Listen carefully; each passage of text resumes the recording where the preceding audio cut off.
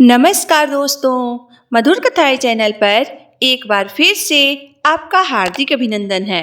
तो आज की मेरी कहानी का शीर्षक है छोटी बहू। तो चलिए शुरू करते हैं आज की अपनी ये कहानी। आज सुबह से ही शोभा का मूड खराब था।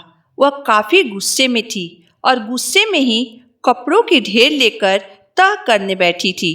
वह कपड़ों को तह करते हुए मन ही मन सोच रही थी कि कब तक यूं ही हर चीज के लिए तड़पते रहेंगे मेरे बच्चे।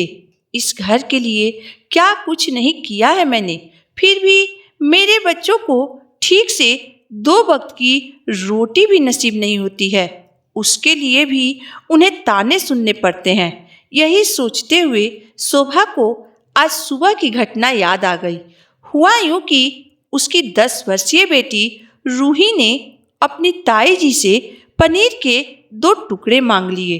उसने अपने ताई जी से कहा, ताई जी, मेरे सब्जी में पनीर के बदले केवल आलू है और गोलू भैया के सब्जी में 5-5 पनीर के टुकड़े हैं।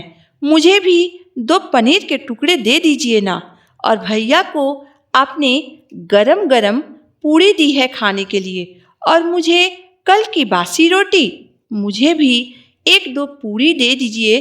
रूही की बात सुनकर उसकी ताई जी उसे डांटते हुए बोली, तुम्हारे पापा हमारे लिए कोई जायदाद छोड़कर नहीं गए हैं। तुम्हारे बड़े पापा अकेले कमाने वाले हैं इस घर में और हम लोग इतने जन खाने वाले। फ्री की रोटी मिल रही है वही बहुत है। पूरी पनीर खाने के सपने छोड़ दो। ताई जी ने गुस्से में रूही को कोसते हुए बोली। मासूम रूही के आंखों में आंसू भर गए ताई जी की बात सुनकर। यह देखकर शोभा दौड़कर रूही के पास आई और उसे अपने सीने से लगा लिया। रूही की आंखों में आंसू देखकर शोभा अपने आप को काफी लाचार महसूस कर रही थी। फिर भी वह रूही को समझाते हुए कहने लगी, बेटा जो मिल रहा है वही चुपचाप खा लो। शोभा उस परिवार की सबसे छोटी बहू थी। शोभा बहुत ही सुंदर, सुशील और घर के सारे कामों में निपुण औरत थी। जब वह नई नवेली दुल्हन बनकर आई थी इस घर में, तो अपने पति सुमित की प्यार पाकर वह हमेशा चहकती रहती थी और दौड़ दौड़ कर सारे घर का काम करते रहती थी। उसके परिवार में उसके पति, सास ससुर, जेठ जेठानी और उनका बेटा गोलू थे। शोभा के शादी के 5 साल बीत चुके थे। इन 5 सालों में शोभा भी 2 बच्चों की माँ बन चुकी थी, बड़ी बेटी रूही और छोटा बेटा अंश। बहुत ही खुशहाल परिवार था शोभा का। शोभा का पति सुमित एक प्राइवेट कंपनी में काम करता था। सब कुछ बहुत अच्छा चल रहा था, परंतु एक दिन भगवान से उसकी खुशी देखी नहीं गई। न जाने किस गलती की सजा दे दी उन्होंने शोभा को। उसके पति सुमित का कंपनी से घर आते वक्त एक सड़क दुर्घटना में मृत्यु हो गई और वह जीवन भर साथ निभाने का वादा तोड़कर शोभा को इस दुनिया में अकेला छोड़ गया, हमेशा हमेशा के लिए। पति के जाने के बाद शोभा तो जैसे अपना होश ही खो बैठी। उसकी तो सारी दुनिया उजड़ गई थी। वह बेबस नजरों से कभी अपने बेटे अंश तो कभी बेटी रूही को चुपचाप निहारती रहती थी। मायके में भी केवल उसके भाई भाभी थे, मम्मी पापा नहीं थे। फिर भी उसके भैया ने उसे अपने साथ चलने के लिए कहा, परंतु भाभी का व्यवहार उसके प्रति अच्छा नहीं होने के कारण वह भैया के साथ मायके नहीं गई। वह भैया भाभी पर आश्रित नहीं होना चाहती थी। उसके बच्चे अंश और रूही काफी छोटे थे, इसलिए वह बाहर जाकर कोई नौकरी भी नहीं कर सकती थी। इसी बीच एक बार फिर उसके ऊपर दुखों का पहाड़ टूट पड़ा। ससुराल में उसकी सबसे बड़ी सहारा उसकी सासू माँ भी उसे अकेला छोड़कर इस दुनिया से चली गई। सास के जाने के बाद जेठानी ने अपना असली रूप दिखाना शुरू कर दिया। वह एक एक करके घर की सारी जिम्मेदारी शोभा पर डालती गई। वह घर का कोई काम नहीं करती थी। यहाँ तक कि उसने काम वाली बाई को भी हटा दिया। शोभा दिन रात मेहनत करके घर का सारा काम करती थी। इसके बदले में उसे और उसके बच्चों को केवल 2 वक्त की रोटी मिलती थी।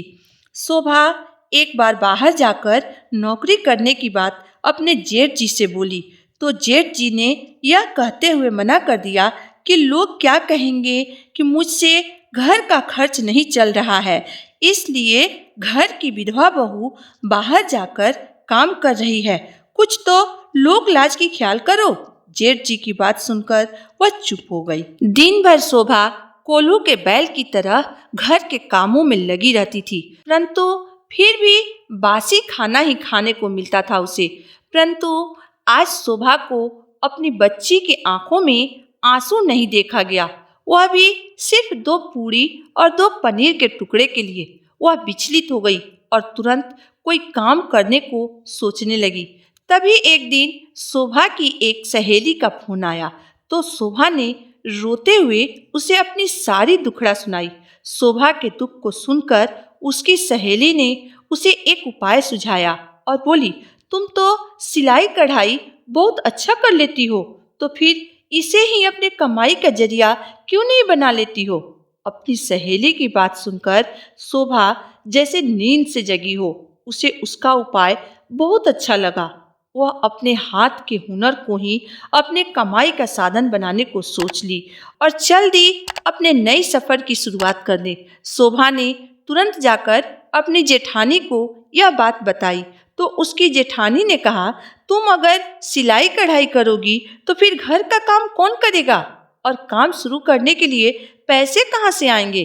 तब शोभा ने मजबूती से खड़े होकर कहा, दीदी, इस घर में केवल मेरा ही परिवार नहीं रहता है, आपका भी परिवार रहता है, इसलिए घर का आधा काम आप करेंगी और आधा मैं, और रह गई पैसों की बात तो उसकी आप चिंता मत करिए, मैंने अपने कान का झुमका बेचकर पैसा इकट्ठा कर ली है।